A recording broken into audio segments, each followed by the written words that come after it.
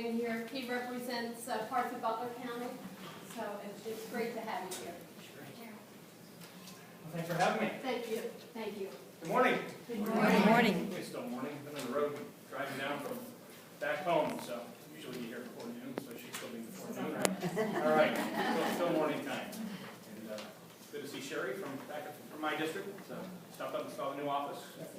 Sorry I wasn't there yet, but usually drive in Monday morning and try and get home Wednesday night, depending on how session days go. But I'm chairman of the State Government Committee. And originally we talked a little bit about maybe hitting right to work. But we've got Matthew Wagner coming in to talk about right to work. If you want to try and talk about those and some of the other things that you're Working on it? working out. Yes. Sure. Yes. So I'm the prime sponsor of Right to Work for Pennsylvania. And after we saw the significant victory in Indiana and then again in Michigan, there was much more momentum coming into this year's session. I was actually contacted by several of my colleagues as we started the new session just back in December saying, when are you going to introduce the bill? So it was the first time that I've ever had that kind of energy within our caucus coming into a new session. So I think a lot of folks recognize that if Michigan can do it, then Pennsylvania can do it. And right to work, for anybody that isn't familiar with the issue, in Pennsylvania, if you work in a company who is unionized and you're forced to either be a member of the union or forced to pay union dues that they call the fair share, which isn't fair at all, in my opinion, and un-American in the way that they do it. You shouldn't be forced to associate with anybody just in order to enjoy employment. You should be able to feed your family and provide for yourself without being forced to pay union dues. So we kind of have a union membership by default in Pennsylvania. Even if you don't want to be a member, you still pay dues. So if you're really a member, you just don't get to vote. So we, as Debbie had said, we're working, I've been across the state talking about the Second Amendment issue. Is that an issue that's of interest to you ladies? Yes. That's what I figured. But I've been, I'll be actually in Scranton this Saturday, speaking at the event being held up in Scranton. So I was down in Chambersburg over the weekend, up in Lehigh Valley, up in eastern Pennsylvania, then up in Lewisburg, Bloomsburg, up in Williamsport. Not too long ago, I was up in Mercer, Venango County, out in the western side of the state. So there's a lot of activity around the state amongst various groups of citizens rallying together to try and put a stop to this continued push to violate our rights that's coming out of Washington, D.C. by Obama and his gang, and also by some of the Philadelphia Democrats here and some of the southeastern Democrats here in Pennsylvania. That's the majority of the culprits involved in it here. So we've introduced some really good legislation in Pennsylvania to push back, as we usually do. We have our 8th annual rally coming up April 23rd. We have a Second Amendment, Second to None rally. We started 7 years ago. One of the primary people that I've been doing that, working on that with over the years is Kim Stolfer. Anybody know Kim Stolfer from Firearms Against Crime? I heard yesterday that Kim's been in need of a liver transplant. I got a call yesterday saying that they found a liver for him and he was supposed to be going in yesterday. So I haven't heard how that worked out yet, but we've been praying for him that he'll have a successful transplant. He'll be back on the warpath again, fighting for our Second Amendment rights that he's been doing for so many years. But the right to work is an issue that as we have tried to advance it over the years, we haven't gained a lot of traction. This year, I think we're going to find that traction more so than in past years, although it's still an uphill battle. And the Second Amendment issue, we've had a lot of traction. We passed Castle Doctrine last session, and Governor Cook signed it, of course. So we have the momentum on our side on Second Amendment to stop the people who are trying to take our rights away. But the right to work is going to be more of an uphill battle to make that happen. Rick Saccone introduced a bill that's for constitutional carry. Anybody know what that is? If you right now, if you have a carry permit, then you have reciprocity in various other states with that carry permit. Many of us believe that if you're a law-abiding citizen in Pennsylvania, then you shouldn't be forced to pay $20 just to carry. There's something called open carry where people can kind of put their sidearm on their side, walk around with it, and you'll see those folks sometimes. You don't have to have a carry permit to do that, but if you put your coat over it, you need a carry permit. That doesn't make a lot of sense. So we want to pass a bill that would say that if you're a Pennsylvania citizen, law-abiding, that you're allowed to carry without paying $20, without getting the carry permit, as long as you're law-abiding, you don't have anything to disable you from having that permit. That's Representative Rick Saccone's bill out of the Southwest.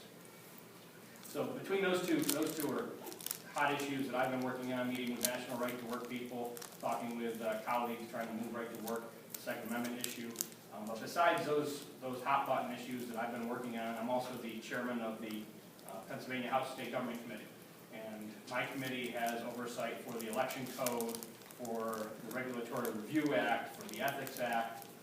We have oversight for a lot of the legislation that deals with the State Department, Department of General Services. And besides that, because we're the State Government Committee, we can pretty much do anything that the Speaker sends to us, whether it's an education bill, a judiciary type bill. So we have a lot of different bills sent to us. We've had finance type bills sent to us. Pension issue has been a huge issue that we've had a lot of legislation sent. We're actually preparing for a hearing to be held April 16th, right, Nicole? April 16th here at the Capitol to look at the pension issue further. We held 2 hearings last session. We have actually the governor's people coming in and meet with some of us next week to talk about his plan for pension reform. That's going to be one of the big issues that my committee will be addressing this year. We passed a bill already called, Stan Saylor's bill is to deal with performance budgeting. Like, you would think that it's common sense that if you're going to give money to an agency, the agency actually has to produce results in order to get money the next year.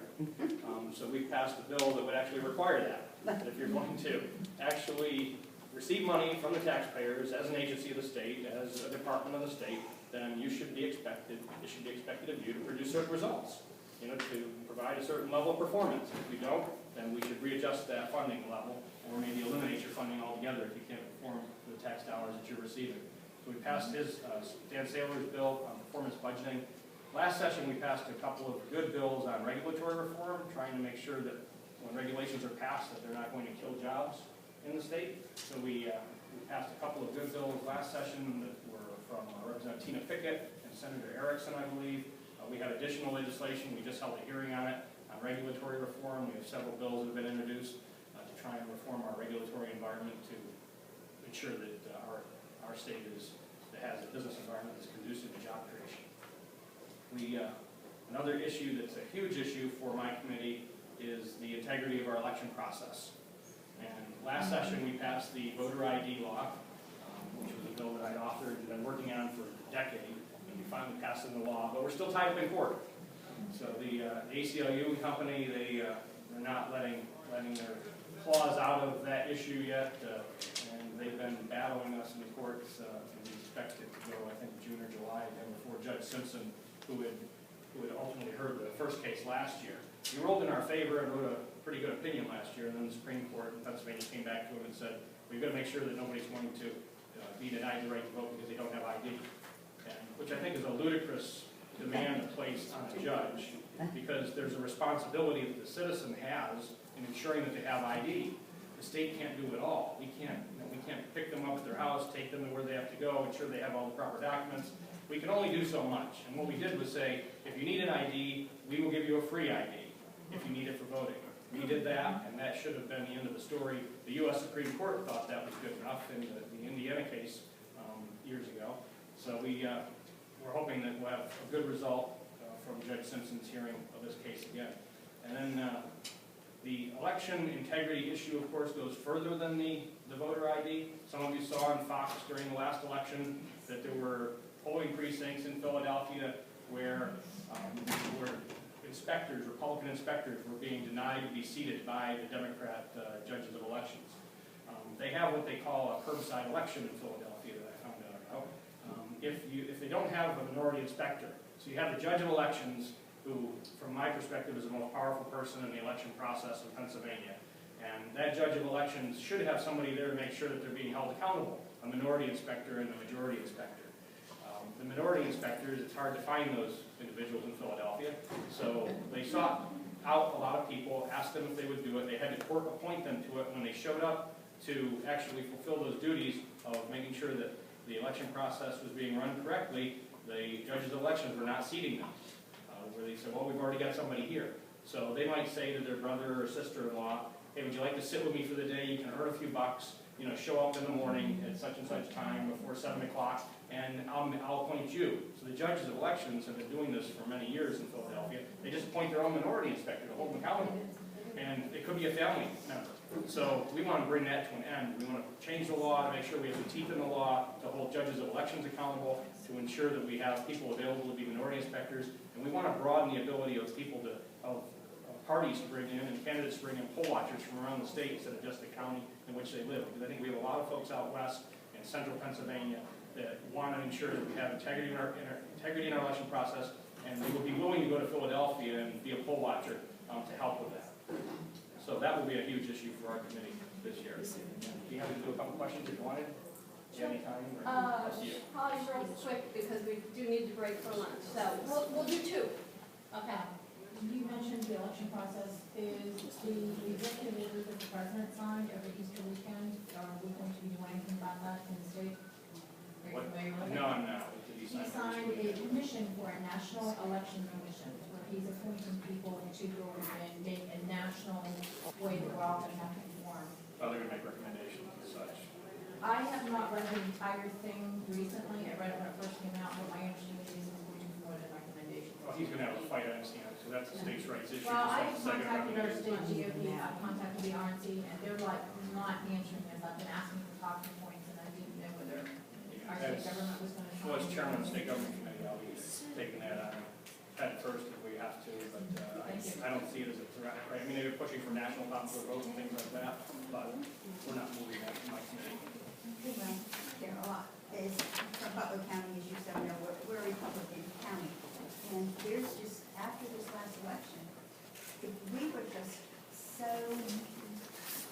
depressed, I guess is the right word, because all of our efforts on a federal level for federal elections are determined by Philadelphia.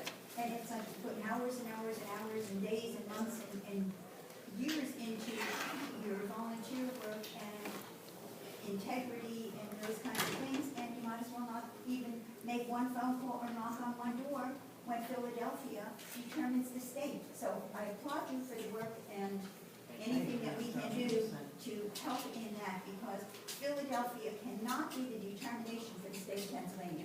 It is not right. Every vote should be counted, every legally cast vote should be counted, and not one vote that's cast illegally should be counted. So we have to ensure we have integrity in the process. I know the Senate moved some legislation, and they were looking at moving legislation that's deal with online registration. And that's the last thing we need is online registration. You need people to actually, I like to ensure that people show up with a birth certificate when they register, so that they actually prove they're a citizen before they're allowed to register. You shouldn't have them registering online and attempting to defraud the system even more than they already are. So it's nice to be with you. Welcome to Capitol.